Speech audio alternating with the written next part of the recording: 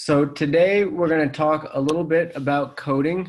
This is actually going to be very much a group project day. So first I'll go over some basics on coding, and then we'll break into the teams for each prototype and then get working on Code Sandbox.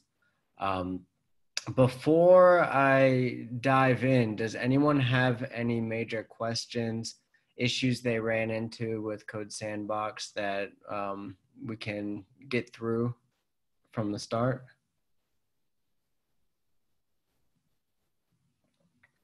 Okay, can everyone hear me okay? Thumbs up. All right, perfect. Okay, so we'll get started.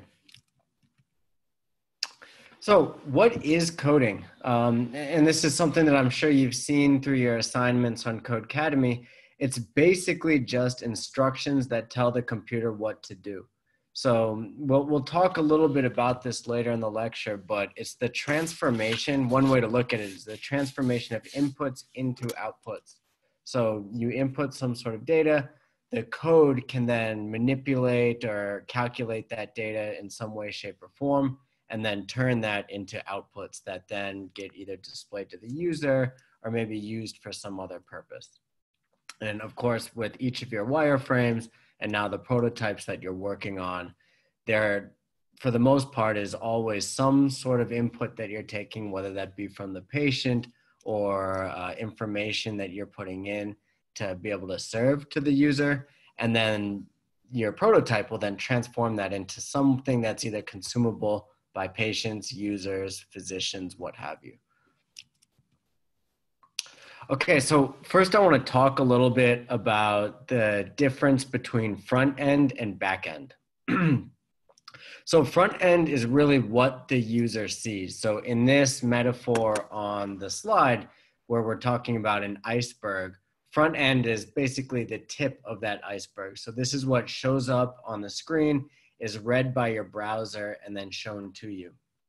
So this is also something that if you were to right click any web page that you go on, Facebook, Google, whatever that might be, you can click something called View Source.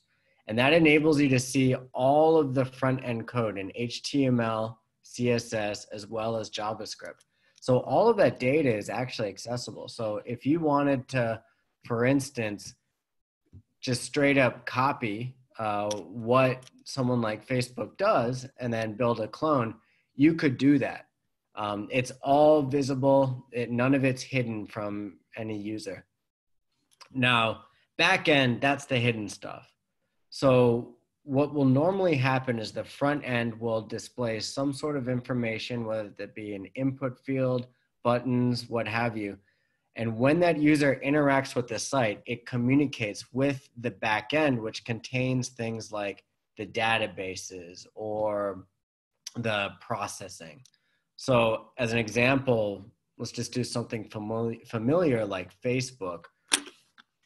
You see the list of your friends on the front end. But when you click something like, say you want to find a new friend and then befriend them. When you click that friend's name, it's interacting with a database that's on the back end in order to, let's say you want to search for Dave. When you search Dave onto that search box, it's going to go through the entire database of Facebook's users and then look for all the Daves. It might do something to make it a little bit easier, like say only the Daves that you have a mutual friend with or only the Daves in your area. But that's going to be a communication between the front end on Facebook and then all of the databases on the back end that will then spit back out who they think the Dave is that you're looking for, and then use that to bring up Dave's profile on the front end in a way that's usable to you. So that's kind of how the front end and the back end interact. With the front end, you're really getting what the browser can read and then show back to you in the form of an actual web page. And then the back end is all the information that feeds that.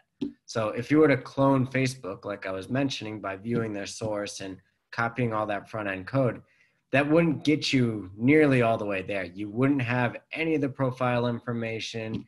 You wouldn't have any of the extra data, the Facebook groups, all of that that Facebook has created. So that's really their currency or their value, so to speak, is what they've got on the back end. But the look, the design, the feel, how everything interacts with the user, that can all be seen and straight up cloned on the front end. So does anyone have any questions about the difference between what front end and back end is? Okay.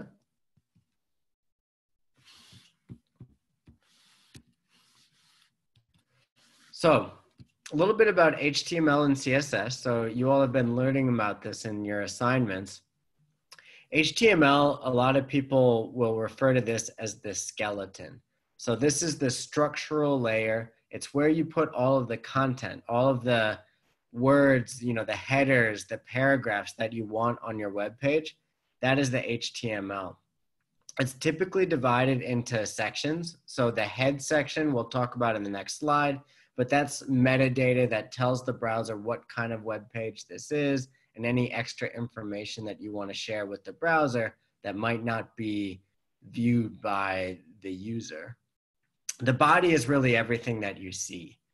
So that's, you know, if you want to put the headers, the text, the paragraphs, pictures, whatever that might be, all of that goes into the body of the HTML. And then the footer is just a little something extra. It's really, you know, you'll see some pages that have information on the very bottom, and that's the footer. CSS, now that's how you actually design the page. So whereas the HTML is often referred to as the structural layer, where all the content goes, the CSS is known as the presentational layer. So this is where you go from having a skeleton to actually having a person, right, in this metaphor. So in this case, we have CSS classes. So classes are just a way to name a certain type of item that you're trying to design and color in. So in this case, we've created a class for the skeleton called man. And now each class, so you can see on the right, each class has attributes. So in this case, and again, this is just a metaphor, there is no hair attribute in actual coding, but here we've decided to make man's hair brown, height 60 pixels, and then the position is standing. So in a more realistic example for a web page, you might have a class of, let's say, header text. So instead of man, this might be called header text. And then that attributes of header text might be font size of 60 pixels, color of black, maybe the type of font being something like Arial, right, or some common font. So you can see that you might write something like hello class, as I wrote in the code sandbox, but if you don't have any CSS styling, it's just the basic text. Now, if you want to start making that red or larger, or maybe underlined, or have it glow when someone moves their cursor over the text, all of that is done through the CSS layer, which is the presentational layer. So any questions about the difference between HTML and CSS or how they interact with each other?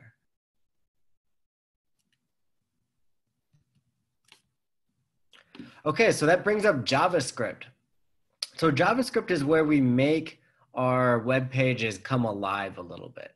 So if I were to click this JavaScript button, you can see it spins those figures. So that's an example, right? Whenever we have a button that clicks to, whether it's spin these figures or maybe bring up a pop-up or make a certain image change, that's JavaScript in action. So you can't do any of that really through just HTML or CSS. If you want to make things move within your web page, it's almost always, when you see that on other web pages, done through JavaScript. And so you'll learn a little bit about that in the next lectures about how we can use JavaScript to really make our web pages dynamic. So anytime that you're presenting, let's say, your prototype, it'd be nice to have a little bit of dynamism, and this is going to be expected for these prototypes that are due at the end of this course, so that you can really demonstrate to whether that be the user or whether that be to a potential investor, how the page actually works when a user is browsing it on the internet. Okay, so let's talk a little bit, going back to HTML, the head. So the head is really a lot of we call it meta info. So this is the info that really talks to the browser and tells the browser, is there anything special that you need to do with this page?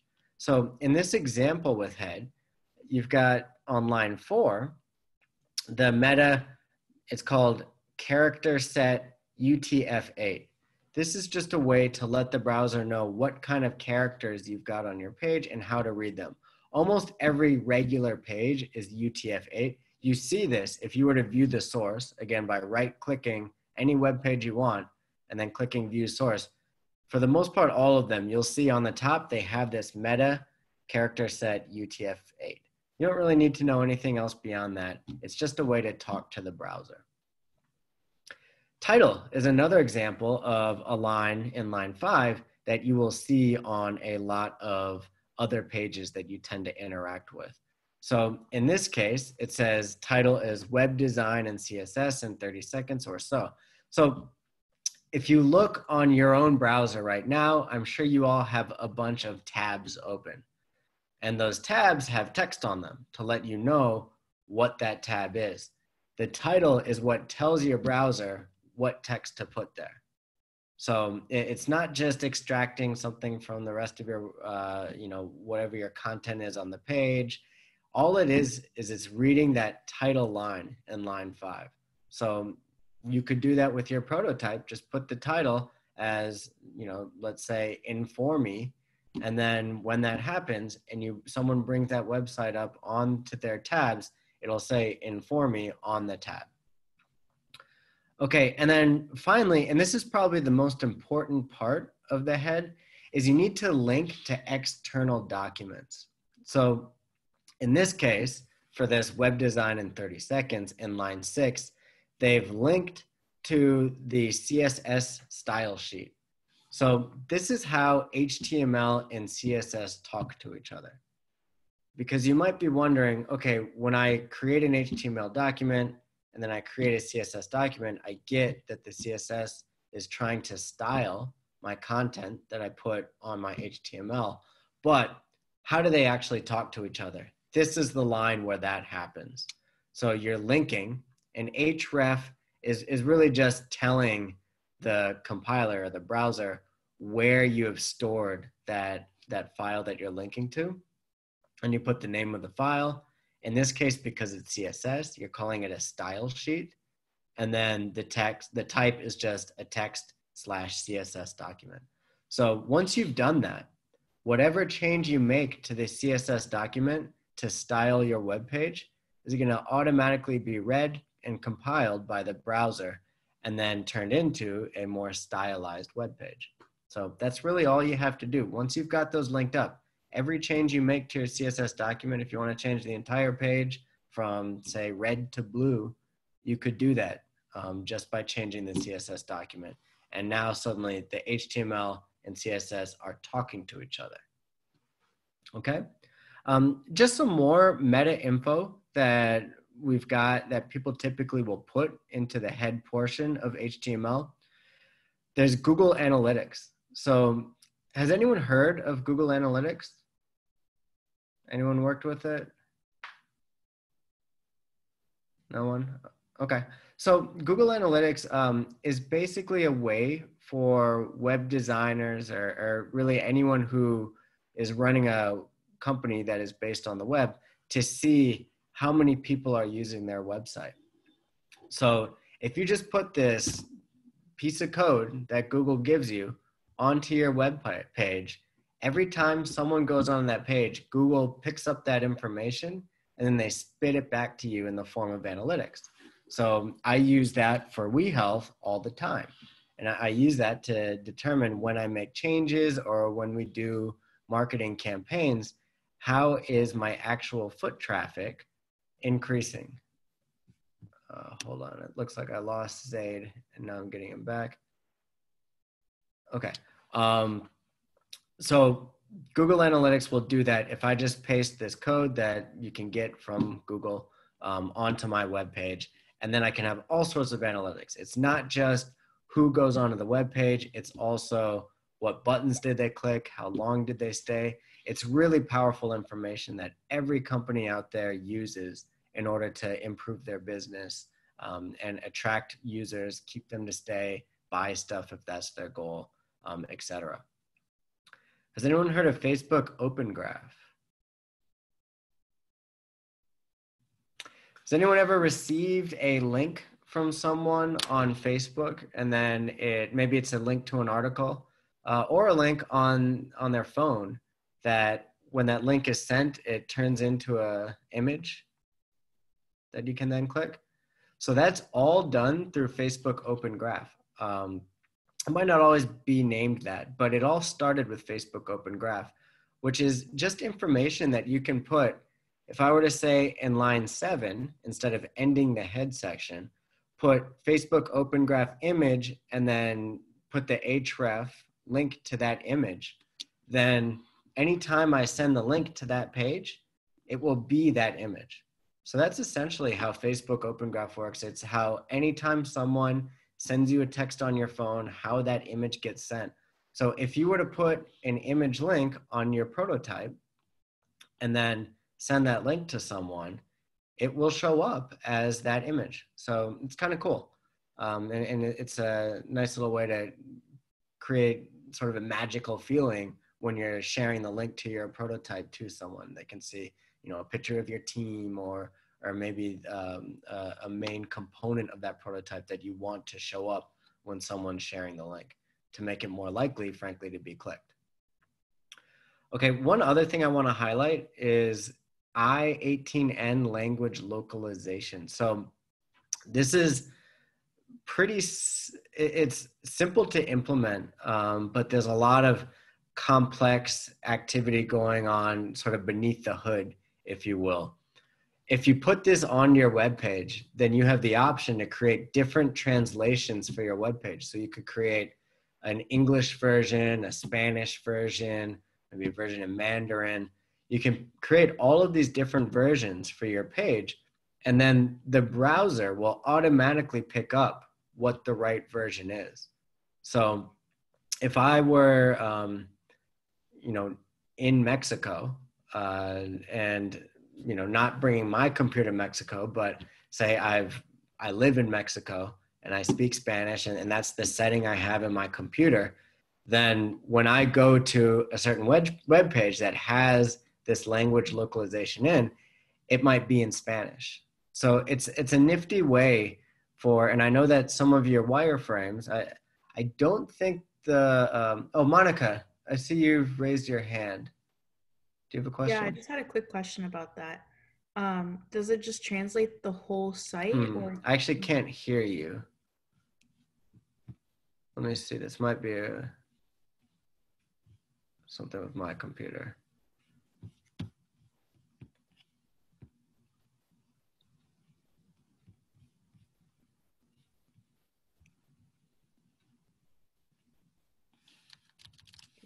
Can you hear me now? No. Okay, yes, I can hear you now. So about the language localization, does that work on the whole site, like just on everything that the user would see? Or would it also work on things like closed captioning and all that?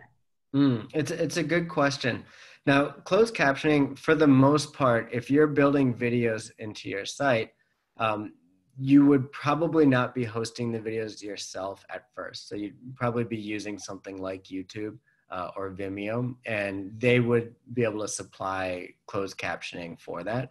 But to answer your question, I guess more generally, this language localization works however you tell it to work. The main magic behind the hood of this localization is that it knows now what the preferred language is of a given user. So you can do with that information whatever you'd like. So, and that also means that it doesn't work magically for you where it automatically translates your website. So you'd have to do all the translations on your own. You'd have to do all the different closed captioning on your own if you're trying to host the videos yourself. But the localization will just enable you to not have to worry about the preferred language of the user because the browser already knows what that is. Does that make sense? Great. Any other questions about what you might put into the head or any metadata that you might want to include on your website? Okay, great. Okay, so body. Now this is really, I think, especially for your prototypes, by far the most important thing. In fact, you could argue that's the only thing that matters for your prototypes because it's everything that shows up on the screen. So here it's going to include your headers, paragraphs, buttons, lists, images, whatever that might be. Everything really that you put onto your prototype is going to show up in the body. Now, there's other components outside of HTML that aren't in the body, right? That might be what you've got with JavaScript, or maybe you're interacting with some database. That's outside of HTML in general. But within the scope of HTML, really the only thing that matters is what's in the body. Any questions on that? Okay, so scripts. Now, this is kind of, it's not technically, I don't want to call it a footer because usually you put your scripts inside the body, but it's about as close to a footer as you come. These are essentially links or additional code that you put at the bottom of your body. So these don't show up on the screen, but they do interesting things. So when you, let's say, want to have a JavaScript around your buttons, right? You want to say, okay, well, when they click the click me button, I want this pop-up to pop up that says, thanks for clicking me, right? Or when they click the sign up, I want something to take the user to go sign up and register for my page. All of that, for the most part, is done through JavaScript code. And now you can write your JavaScript code either inline, and I would recommend that you write it inline at first, just because it's a little bit easier to manage that way. Or you could refer to it as an external file. And now anything that's in, they call it production. So this would be a website that people are actually using. For the most part, they don't write inline, but instead they use external files. And that's just because it's much more easy to maintain and manage when things are separated out, not everything's on one page. But for the creation of a prototype, oftentimes having everything in one place actually makes it easier for you to get a handle on what's working and what doesn't work. So with JavaScript, you write them as scripts at the bottom of the page. You can see here, in this case, they've written a script that looks for any element with the class or ID that says, I think, button on the side. And then when you click, so this on click, and you don't have to worry about this yet, but we'll get to this during our JavaScript lectures, it then sends an alert that says, oh, you called me from the side or something. The references work very similar to how the CSS reference works. So you basically just tell the browser, you get your JavaScript from this link, whatever that might be. Usually it's like / name of the JavaScript file .js and then end script. And then that will then tell it where to go to find the code that you've written. So you use algorithms to animate content. And I'll talk a little bit about what algorithms are. So the best comparison that people will use for algorithms is the black box. Has anyone heard the term black box algorithm? Anyone want to guess what that means?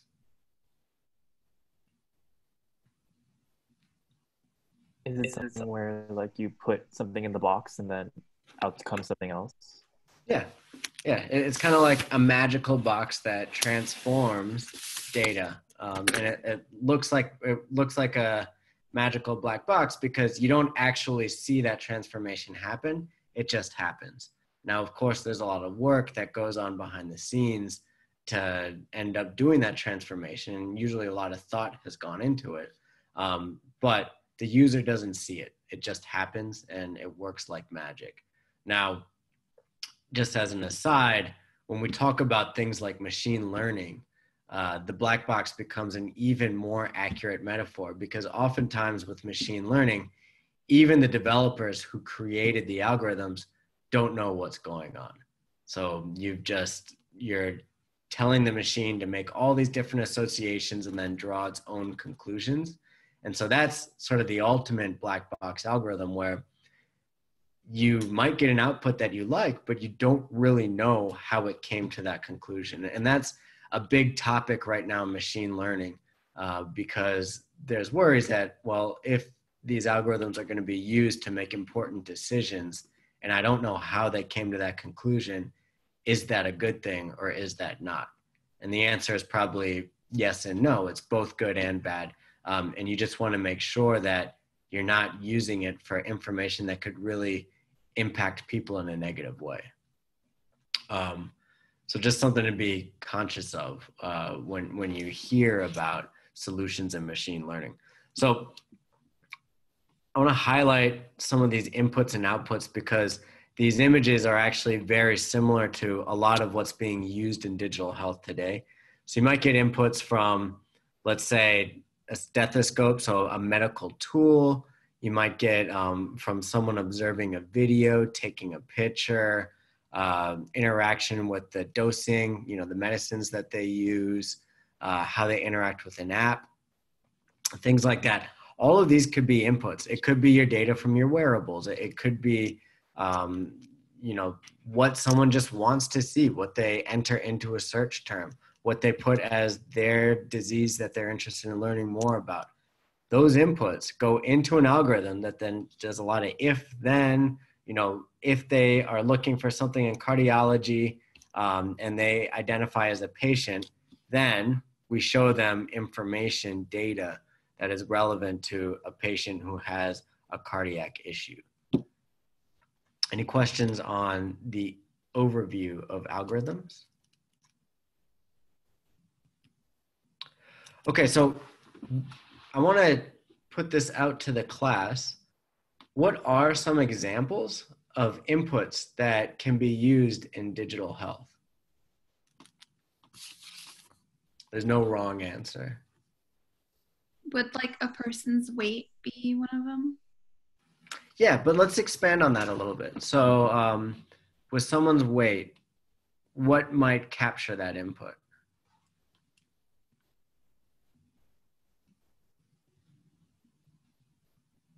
Like a blank text box? Yeah, that's a great example. It's the most basic way to get it is to ask them what is their weight, and then they put that into a blank text box.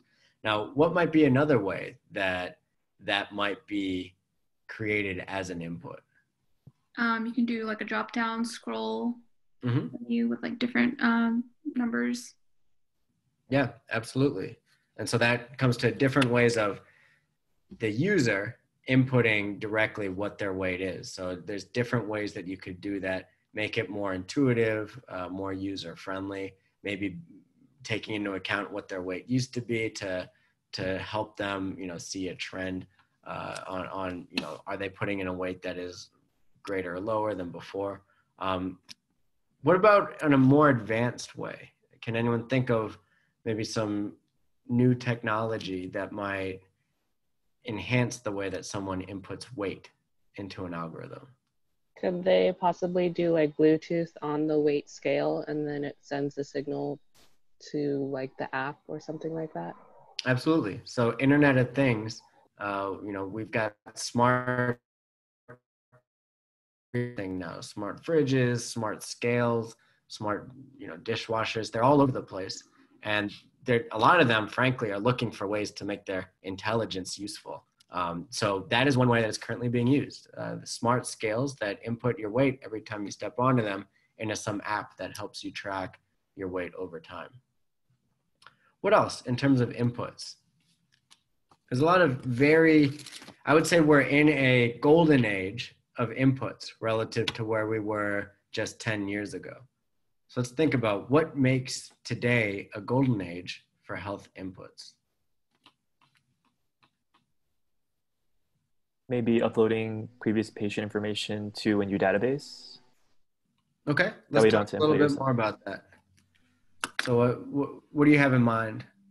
I'm thinking that usually when you go to the hospital or maybe see a doctor, you get like a checkup and you get records based off that. Mm-hmm. And they include like your height, your weight, your age, things like that.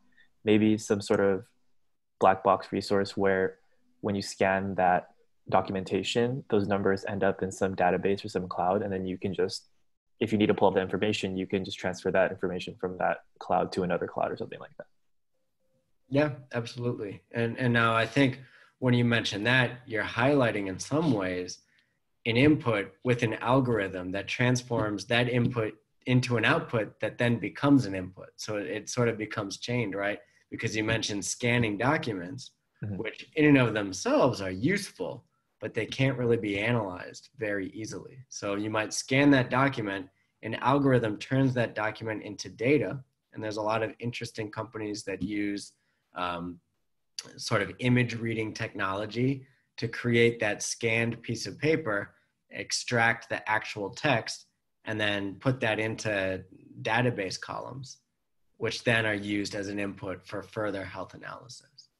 So that's a really cool example because it gets to a little bit of how a lot of the times any useful app is chaining different inputs, turning them into outputs, which are in turn used for inputs of something else. Anything else? A lot of you mentioned some good inputs with your wireframes.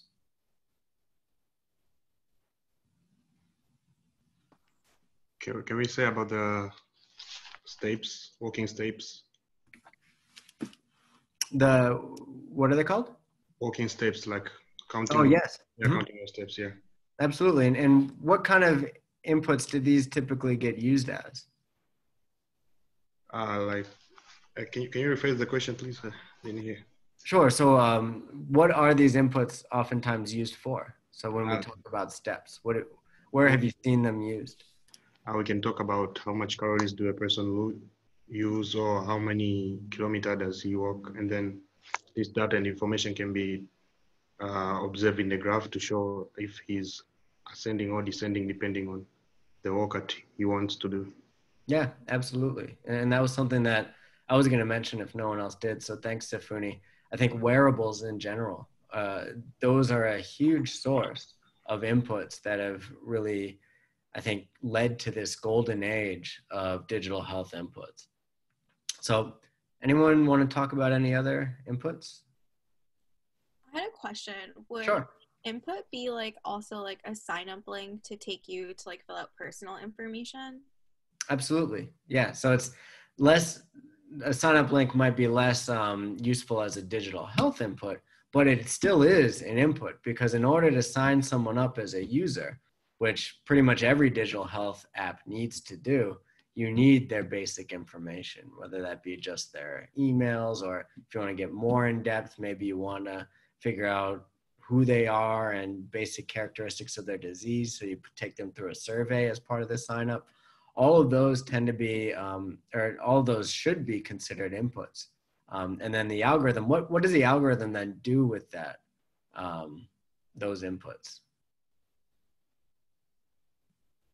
Just as kind of a basic question. Like what would the algorithm do with user sign up inputs? Maybe make suggestions on like people you might want to talk to or like like you go based on your disease. Yeah, absolutely. So you might use that to personalize their experience a little bit. And then one thing I would just say on the most basic level, they store it into a database so that they can figure out who each user is. So every company with users has a database on the back end that has a list of username, email, usually the password in an encrypted way so that they can't actually see it, but they know how to link it so that if someone types in the wrong password, they're not able to log in. So anytime you log in to and by the way, a login info is also another input. Anytime you log in, it's pulling from the database entry that was created when you signed up in the first place. So that's the way that it's all sort of interacting. All you see as a user is that front end of what the web page looks like. And then when you sign up correctly, that next page, or if you sign up incorrectly, or log in incorrectly, that message that says either your username or password is incorrect. So that's all you see, but there's a lot of input, output calculating going on the back end anytime you do that. Okay. So outputs. Let's talk a little bit about, with the examples that you mentioned or with a new one, what are some useful outputs? So in the example of the sign-in, an output is being able to calculate that the username and password indeed match a certain user entry on the database, and therefore saying, yes, you logged in correctly, and then taking you to the dashboard for a given user.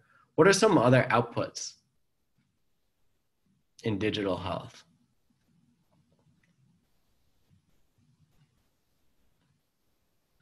You could think about your own wireframes or an example maybe that you use right now.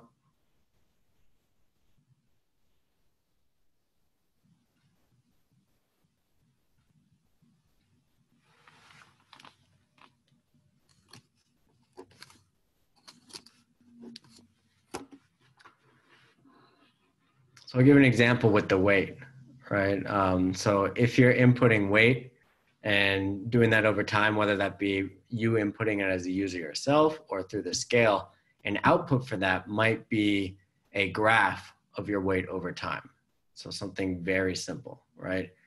By seeing that, you can see whether your diet or exercise is working for you or helping you meet your goal. Another more advanced output for that might be an actual diagnosis or maybe a recommendation of a personalized diet plan for you. So these are the examples of how you can take inputs and turn them into outputs that are useful for a given user, whoever that target user is. So with that example, can anyone think, either within their own prototypes or their wireframes that they did, what other examples of outputs might be?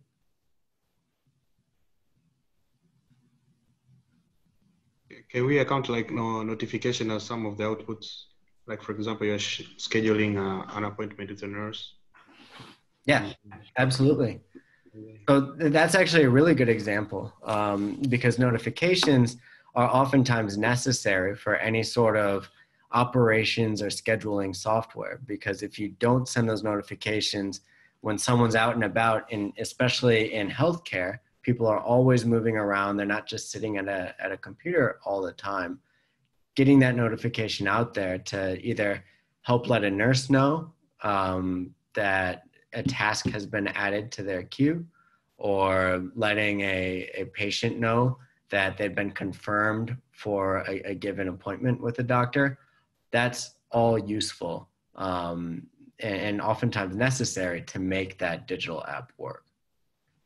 Okay, so move on to the next slide. I want to talk a little bit about variables. So we store data as values. And so an example of a value might be MPH, so miles per hour equals 30.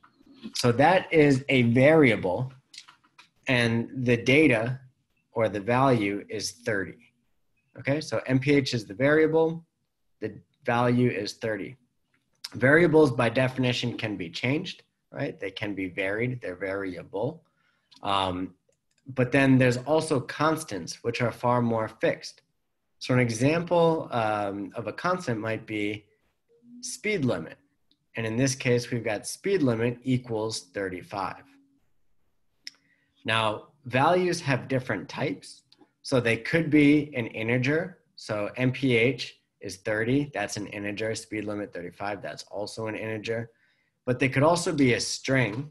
Does anyone know what a string is in coding speak? Isn't it like using words or like letters in a way? Exactly, letters. So a string would be something like, if we wanted to say, let's say car equals Toyota. Toyota would be a string. So you think of it as like a string of letters that then is used for some sort of analysis later. It could also be Boolean. So Boolean is just kind of a true or false sort of statement. So in this case, speeding, because MPH is 30 and speed limit is 35, MPH is less than speed limit, speeding would be false. So integers, strings, and booleans, I think, are probably the most common types of variables that you all will be using for your prototypes. In fact, I'd be surprised if you're really using any other type of variables. Maybe you might use date time or something like that. But for the most part, integer, string, boolean, those are the types of values that you're going to be working with variables that you end up creating on JavaScript. Any questions about variables? It's kind of just like back to algebra, but it's used, now in a different way in order to enable your computer program to make certain calculations and display the output that we want to display to your target user. So I'd like to go through this diagnostic algorithm, and this is for diabetes. So these are often used by doctors in order to make diagnoses. They use flowcharts that look exactly like this. And then there's a term that we talked about in the first class called clinical decision support. And so this is an example of clinical decision making through a flowchart. And we'll talk on the next slide a little bit about how we can use algorithms to automate that decision making process. So I'll just go through this really quickly. So in this case, you're looking at the glucose level in plasma, as well as the HbA1c levels for a given diabetic patient. And here you can see that if their glucose and HbA1c levels are at the threshold for diabetes, we give them a diagnosis of diabetes. If, say, only the plasma glucose level is indicative of diabetes, then we ask the doctor whether their typical symptoms reflect that of diabetes or whether they have definite diabetic retinopathy, right? So if maybe my A1C levels are okay, but my glucose levels are not, but I see symptoms of diabetes and retinopathy, then I know I can still make my diagnosis of diabetes. If I only have glucose levels that are diabetic and I don't see either of these symptoms, then I do a re-examination. And so I just kind of go throughout this flowchart based on what kind of results I'm seeing and what kind of observations as a healthcare worker that I'm making on this patient.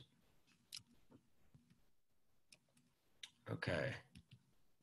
So I want to walk through how you would turn that flowchart that clinicians use to diagnose diabetes into an actual algorithm in JavaScript.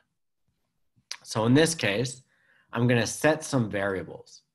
So here I'm setting D-glucose. So this would be the glucose level for diabetes. It doesn't matter what I call this, as long as I'm consistent in a way that I, as a developer or someone else on my team, understands what variable means what. And then I've commented here, this is the diagnostic threshold for diabetes, 126, and that's for glucose. Now, next line of code, I'm setting a variable for HbA1c, D as my first letter, because here I've established the practice of putting a D for diabetes threshold equals 48. So now I've got these two variables, which are the thresholds from back on this chart for me to say whether the glucose level or A1C levels are diabetic type. Okay? So next, I'm going to create some variables that are undefined as of yet. So in JavaScript, I would do that by saying variable glucose, HbA1c, and symptoms are just declared. So I haven't set them equal to anything yet. I've just told the compiler, I want to also use these variables, okay? And these are gonna be the patient input variables. So these will be our inputs and their variables. These first two are constants, right? So these don't really change, they're just thresholds. You know, sure, they might change if a few years down the road, there's new science that tells us that they need to be changed. But for the purpose of the software, we're calling them constants where they would need some sort of software update in order to be changed. These variables, they really just depend on who the patient is that's using the software. So they are input variables. They're not constants. Okay, so I'm going to set a case in which if both the glucose and A1C levels exceed the thresholds, I alert the patient. So if you go back to this flow chart, it says if both plasma glucose level and A1C levels are of diabetic type, they have diabetes. So the way that I'm wording this is I'm creating an if statement. Glucose, so the patient input variable of glucose, is greater than D-glucose, which is the diabetes threshold constant for glucose. So I could also rewrite this as if glucose is greater than 126, and if my patient's A1C level is greater than D HbA1c, which is 48. So this could also be rewritten as glucose is greater than 126 and HbA1c is greater than 48. Then open bracket, and then the next line is where I do something. So in this case, I'm just creating an alert that says you have diabetes. Now, I'm not done there because you saw from that flowchart that it's much more simple than just that one flowchart box. So I'm going to create an else. So I've said if these are both greater than the thresholds, then say you have diabetes. However, if only the glucose is greater than the D-glucose threshold of 126, so if these are both not above threshold, but the glucose is above threshold, is another way of wording that, then I'm going to do another question. If the symptoms equal true, so I don't have to put equal true just because of the way that JavaScript works. With a Boolean, so remember going back to here, the Boolean can be speeding equals false, or it could be speeding equals true. With that, in JavaScript, all I have to do is just say if symptoms. So if symptoms happens to equal true, then this is gonna say, yes, I should do whatever's in here. Alert, you do diabetes. So, or you have diabetes. So if symptoms are true, you have diabetes. Otherwise, please test again in 3 to 6 months. So I know that you all haven't really learned that much JavaScript yet, but from a, don't worry about the syntax too much, from a basic overview of how this algorithm might work, does anyone have any questions or any confusions that I can clarify?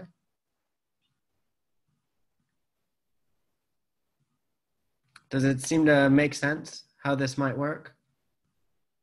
Okay, good. Yeah, it's really that, it's just that. You're really, it's again, like learning a language, and you can become conversant in this. So when I read this, I'm just saying, okay, if my glucose and A1C levels are both high, I have diabetes. Otherwise, if it's just the glucose that's high and I have symptoms, I do have diabetes. Otherwise, I can just get retested again in 3 to 6 months. So it's really not that overcomplicated. And some algorithm like this can be incredibly helpful. You can imagine an app where someone just inputs those levels and then it tells them that answer. Those, of course, exist because this is such a basic thing and diabetes is so prevalent. But in some rarer diseases or other cases, maybe something that's coronavirus related, for instance, where there just hasn't been a lot of time for something to be built, you could build something that could be very helpful for helping someone at home understand if they need to call a doctor relatively quickly. This is only 1, 2, 3, 4, 5, 6, 7, 8, 9, 10 lines of code.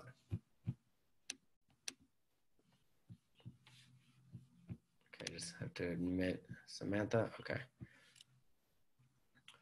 Okay, so I want to now have sort of a staggered break. So I'd like for these teams to hold their stand-up meetings. And then, so my practice and my health will hold their stand-up meetings.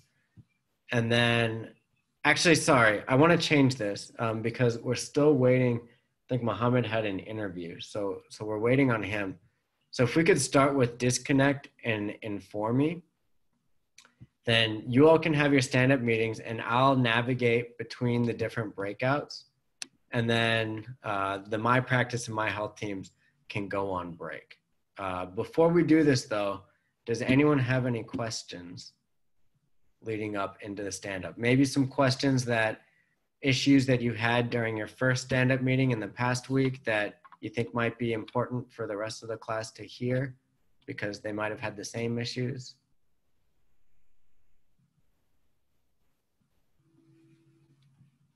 I mostly just had the issue with Code Sandbox, the one that I emailed you about where it won't like update what I'm working on. Do you think you can go over that?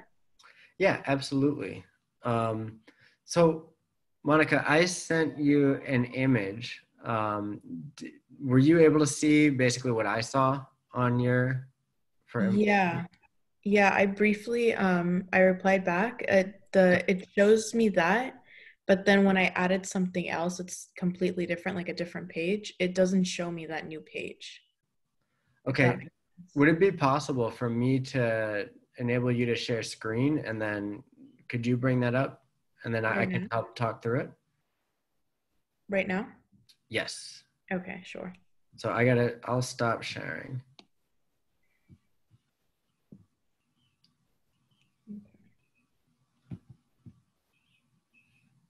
And I've just allowed you to share right now. Okay, let me try to get that up.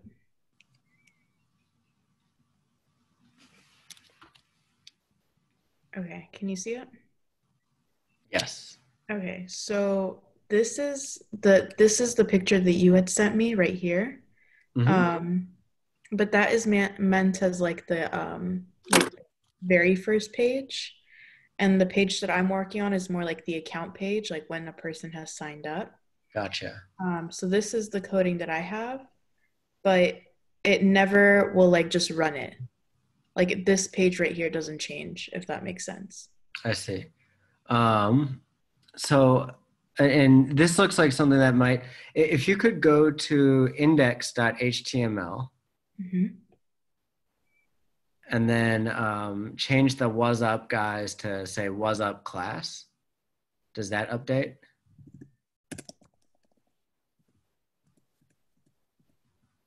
Nope. Try saving. So just do Command S. Oh, there we go. Okay, so maybe that's what I need. Possibly, yeah. So you have to save. Otherwise, it would be too resource intensive because it would try to reload. When you change it to class, it'd try to reload when you switch it to just C and then CL, CLA, et cetera, et cetera. So you have to save first, and then if saving doesn't work, try clicking. Do you see the reload at the top of the preview? Right here. Yeah.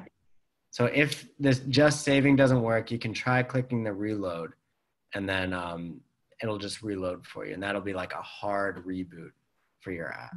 I mean, I tried both just now, but it still went back to this page. I don't know if it's the way that the folders are set up or if there's something I did wrong, like the little index tabs things? Yeah, it could be something with the folders. So I think for now, we can just concentrate on the home page. So you don't have to worry too much about the links yet, because links is sort of a next level of complexity. But then I will try to work through an example after the teams meet for a little bit to show everyone how the links would actually work.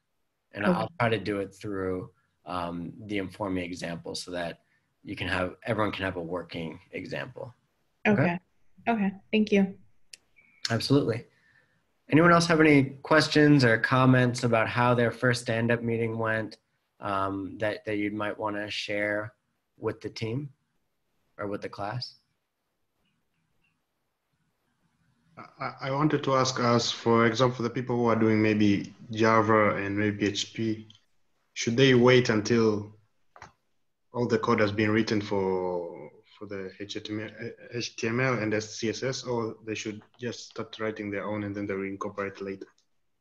I think you should start writing your own and then incorporate later. So, and some of it depends on what your current level of competency is, right? If you're already a high level PHP or JavaScript developer, which I don't think anyone is, but if someone is, then you could start building that infrastructure that will enable you to do really cool stuff on the back end. But for the most part, I would just play with some simple ideas like how to create a button click or something like that. And just maybe the other parts of the team haven't yet built out the content or the design necessary to make that button. But that doesn't mean you can't have a button just sitting at the bottom of the page and then figuring out the JavaScript that's required to make that button to do something. Okay? Okay, thank you. And I do want to emphasize too that no individual should really just be waiting. If it's not yet, say, your turn to create your certain functions, try to help the other team members out on their HTML or CSS.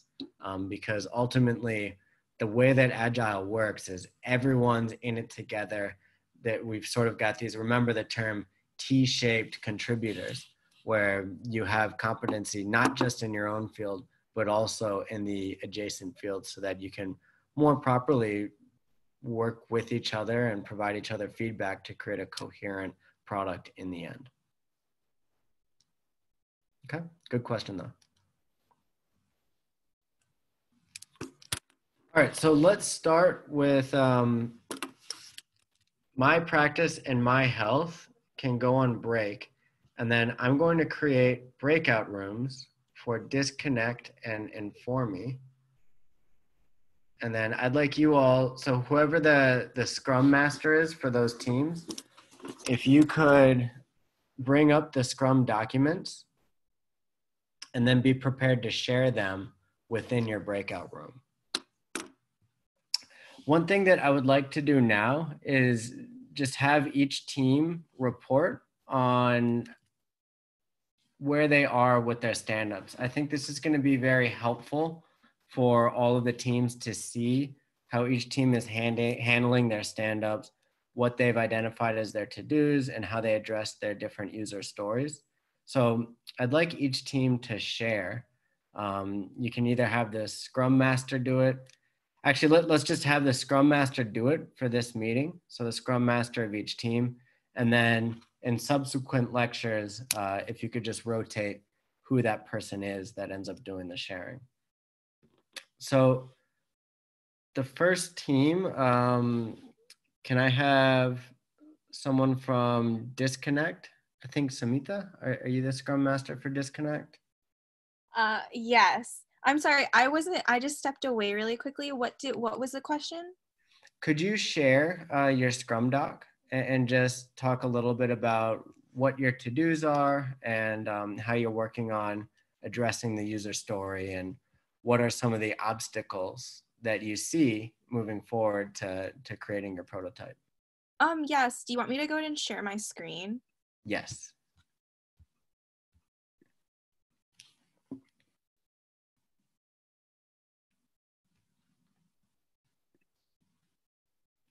Okay, are you guys able to see this?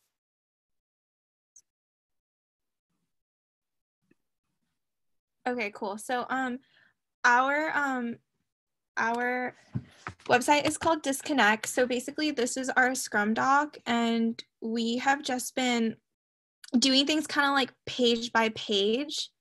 And so what we have right now is like some functions that we have done, and we've been really just taking it like literally as detailed as possible in terms of like what we're including on each screen, and then putting exactly what we need to get done, and then who's going to do it. So a lot of it has just been like a team effort too. So like going forward today, what we were discussing in the group was like how everyone's just kind of going to be helping each other and like trying to figure out what to do.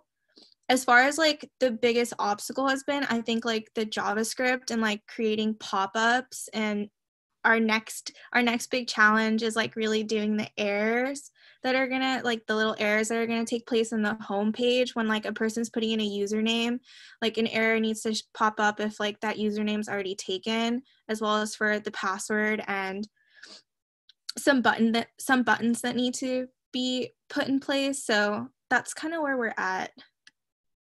Okay, great. I think you all are making some great progress. And I don't, would you mind sharing your code sandbox? Is that open right now? Yeah, I can go ahead and do that. Let me just go ahead and. So I don't want this to, you know, intimidate anyone, because I think you guys are pretty far along for it being so early, but I think this would be a good example to show everyone of where you can get on Code Sandbox without too much work. Sorry, that's the wrong one. Just give me a second.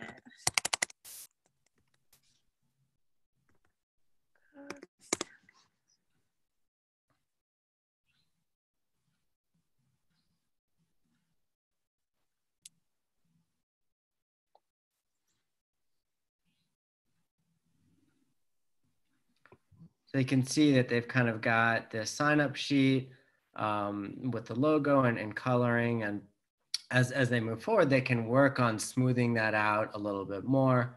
You know, through user testing, they can get that look to look exactly as they want it to be. But you can see that without too much work, you can get to a point where you've got something that looks like the beginning of a web page. Samita or anyone else on the team, do you want to talk through a little bit about what you saw as you were building this homepage as some of the difficult things that you had to work through, or what you thought might have been easier than you expected?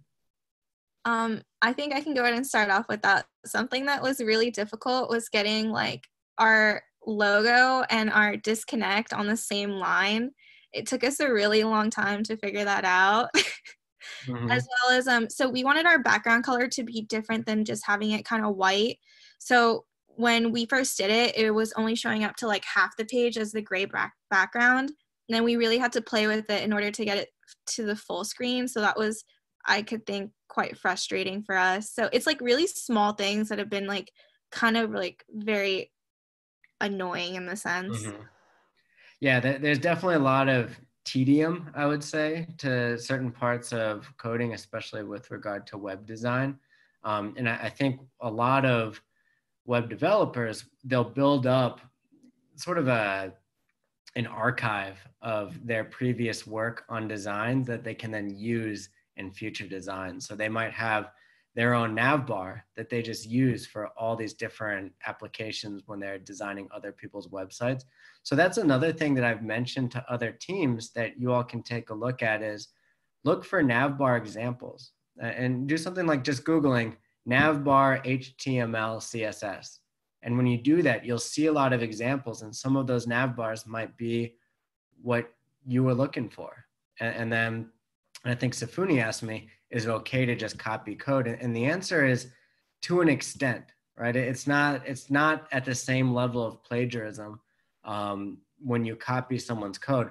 But what happens is when you do that, you've just got to make sure that it fits what your website looks like. Because a lot of times people will build a nav bar just for their own website. And what you're going to need to do, if you decide to copy something that exists, is do a lot of modifications to fit your own web page. So it doesn't necessarily even end up being less work. A lot of the times when I'm looking at a benchmark to use for web design, I'll just kind of look at the code and then build it from scratch to suit my own page. But it'll sort of be like an open book test where I'm seeing, oh, okay, I see how they did this. They like used these CSS features. Does that make sense? Okay, anything else from Samita or Team Disconnect? Okay, great work. I mean, I know that not everyone is this far. I mean, some people are still working on setting up their code sandbox, and that's fine. But I just wanted to show that as an example of where you can get in, you know, just a week of working on the code. Okay. So next up, Monica, could you present a little bit about where you are on the project Scrum for Informe? Sure.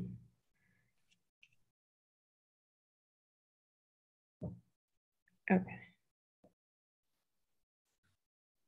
Hold on, sorry, this.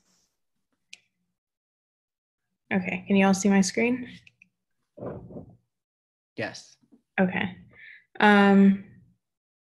So for our Scrum board, ours is very different than Disconnect. We just kind of started with the basics with all that, but we decided that we would be going more into detail as we work through. Whenever we find like a new thing, we're going to tackle it that way. In terms of our code sandbox, you guys saw it. We were talking within our group, and my issue turns out like we're all kind of dealing with that. So we're going to try to figure it out. We have different theories on how to try to fix that.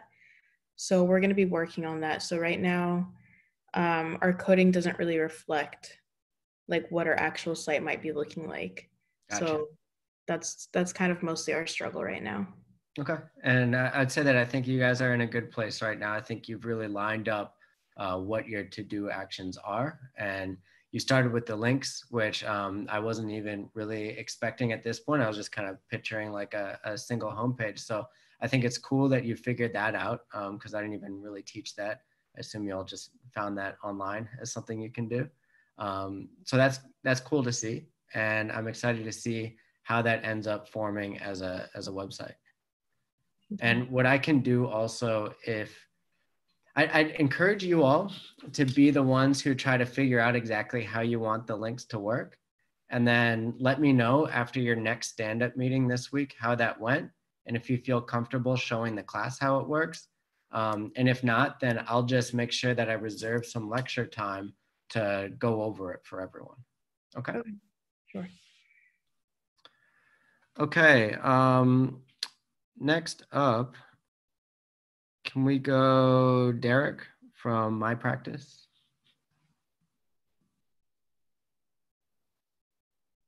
Yep, one sec.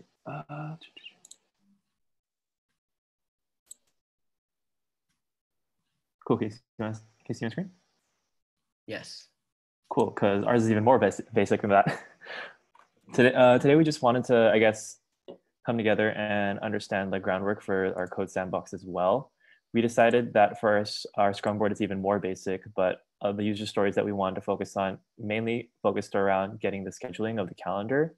So we want to do something in which, as we move through the process of, say, the first screen, opening the app, logging in, and stuff like that, whatever deliverables we need to take action to get to that point of being able to get to a calendar portion and actually schedule something on that calendar, we will basically implement as we go on. So we have a start point and we have an end point. Let's see, this is not it. We have a start point and we have an end point. We just need to basically get there. Mm-hmm. So we have our everything basic laid out. So we're gonna start from a login screen, go into user options and things like that. So that's the goal. Okay, great. Yeah, and Safuni brought up this interesting calendar thing that he was looking at porting over. I think it was written in Java. Is that correct, Safuni? Yes, it is, yeah. Yeah, so I'm interested to see how that works. I said beware that because he's porting it from some other use case of bugs, but I think it'll be really cool to see how that interacts with the rest of the site. Okay. Mm-hmm. Yep. And then one other thing that I want to bring up, not to call you all out, but I know that you had trouble with the sharing. So that's something that I just want to make sure everyone's clear on, that you all should have your own accounts on Code Sandbox, because then that will enable you to work on the web app simultaneously. And you can work on it kind of similar to a Google Doc, and you can even chat with each other on a window on the lower left of the platform while you're working on it. So I think that'll work good. I think you all are in a good place too. Really the expectation for today's lecture is that nobody has even started yet, but we've started to form the team dynamic. And so I think you're there, and I think you guys have some good ideas of what to do in the future for this app. Okay. All right, so last, Nirali from My Health.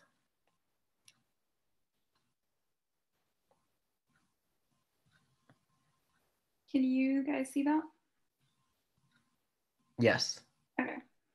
All right, so this is our functions. We really are not that far ahead as other groups, but our main focus for next week is to have a sign-up page, a login page, and our logo as well, and then just the main profile page for the patient. Okay, great. And any questions or comments on what was easy or what you're intimidated on with the project? I'm worried about getting the logo the way I want it to, because I had it specifically designed on my wireframe. So that's the only thing I'm really worried about. I think, I don't know how the other team members are, but we just spoke and I think everyone's pretty comfortable with their tasks. Good. So we'll see how we feel come next week.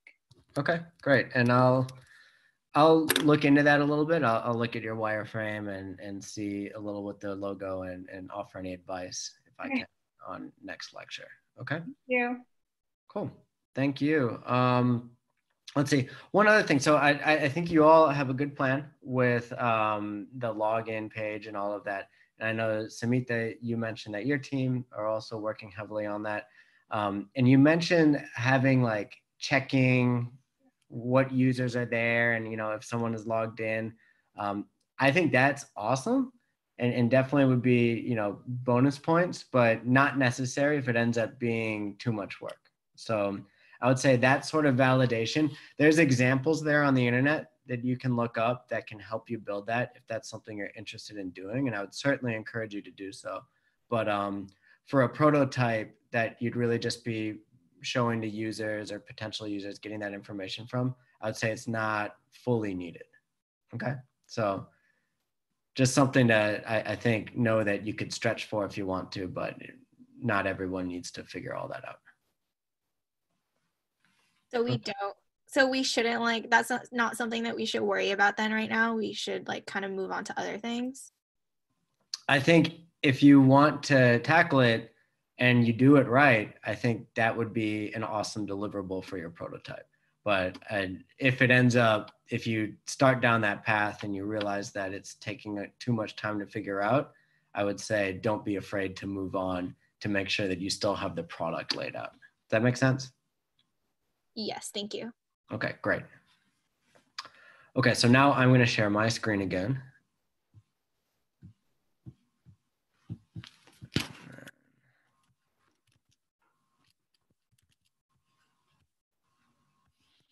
Okay, so great job. I'm happy with where everyone is. I know everyone's at different stages, and I don't want anyone to feel bad or overconfident about that. I think you all are where you need to be. And my main goal with this lecture, as I said to one of the teams, is just to make sure that everyone's at a stage where they can hit the ground running.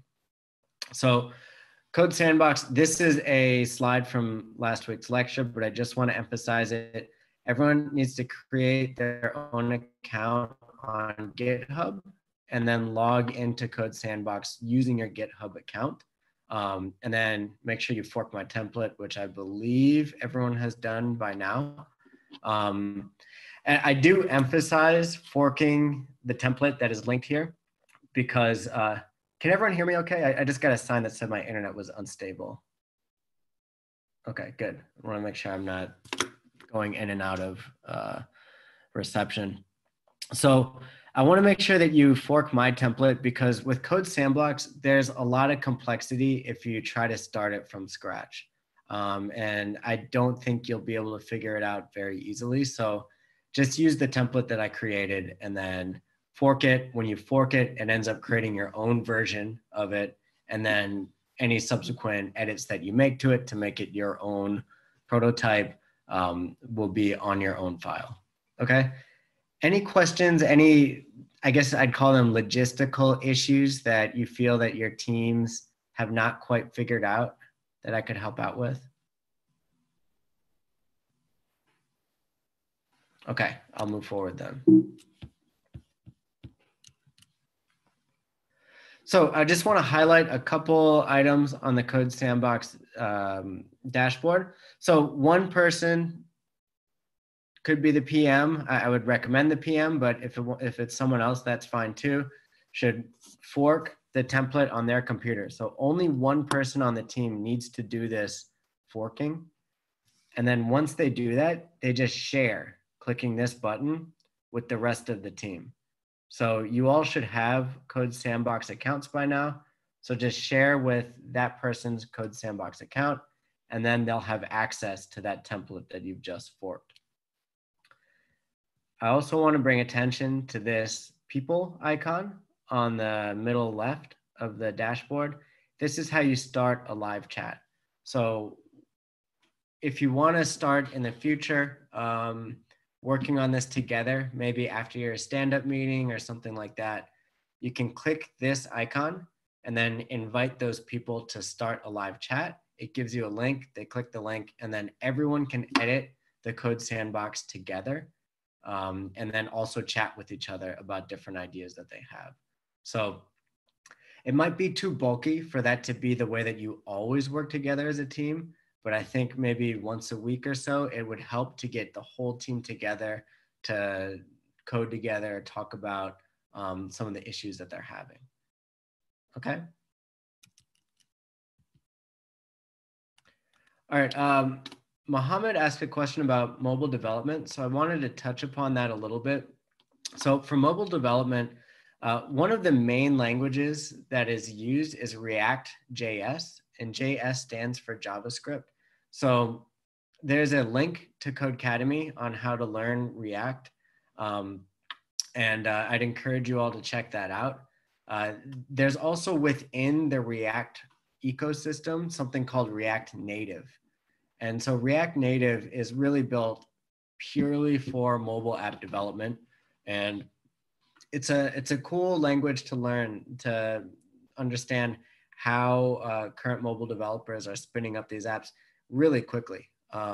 Once you get used to using it, it's not that difficult. And there's a lot of, I guess I call it infrastructure built around it. So I'm not calling out any of those services, but if you just Google React Native frameworks, then you can see what's out there to help you build a mobile app. I mean, it's becoming easier than ever to do that if you want to build your own mobile game.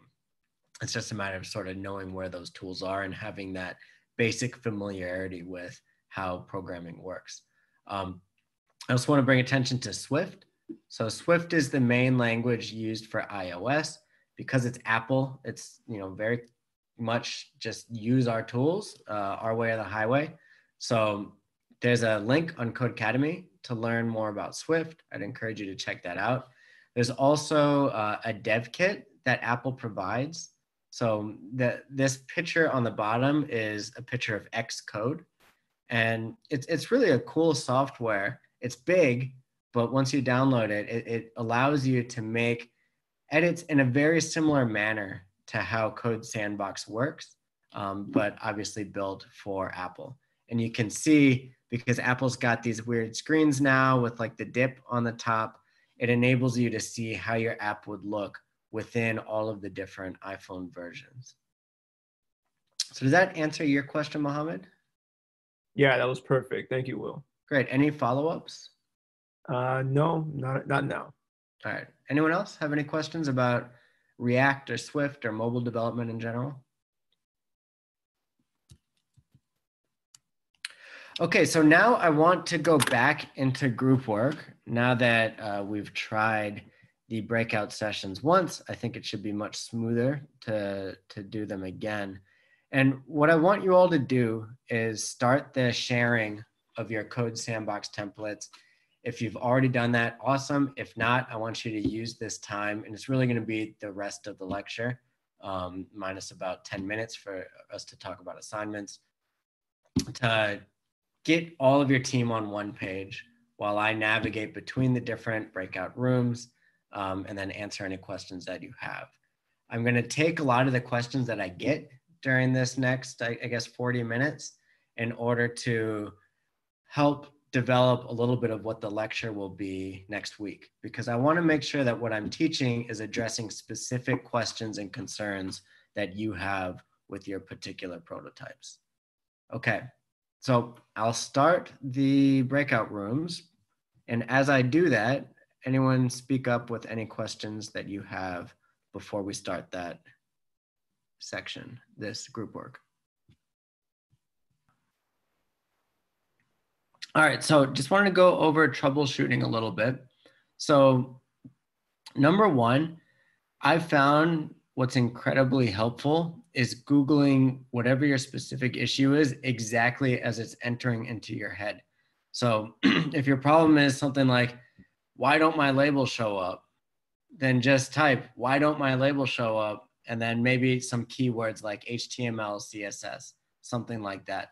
I found that the more closely my Google reflects whatever the issue is that's frustrating me in my head, the more likely I am to get someone who's literally had the exact same issue as me and then got it answered. I want to highlight two sites. So the best sites for answering your questions are Stack Overflow and GitHub. Now, Stack Overflow, almost always, if you Google a coding related question, will be the #1 search result.